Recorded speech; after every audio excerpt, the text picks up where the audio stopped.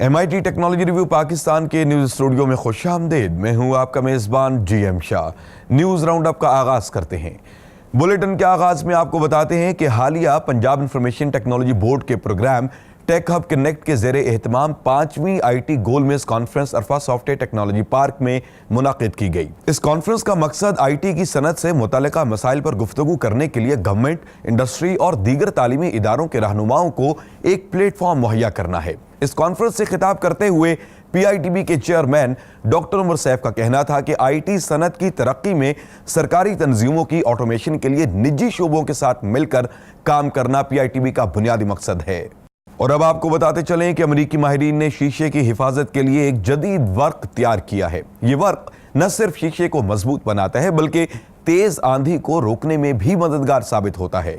इसके साथ साथ ये घरों वगैरह के अंदर मौजूद अशिया का रंग मांद होने से भी बचाता है। इसको आर्मर कोट के नाम से मंसूब किया गया है। और अब बुलेटिन के आखिर में आपको बताते हैं कि जर्मन माहिरीन ने एक ऐसा रोबोट तैयार किया है जो मार्स पर घर तामीर करेगा। ये रोबोट आलात, उड़ने वाली अशिया को पकड़ने, रुकावटों को दूर करने और तस्वीर अपलोड कर सकता है।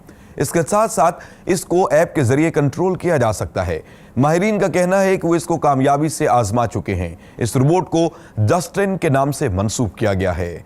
इसके साथ ही MIT टेक्नोलॉजी रिव्यू पाकिस्तान के न्यूज़ स्टूडियो से अपने मेज़बान GM शाह को इजाज़त दीजिए। अल्लाह निगहबान।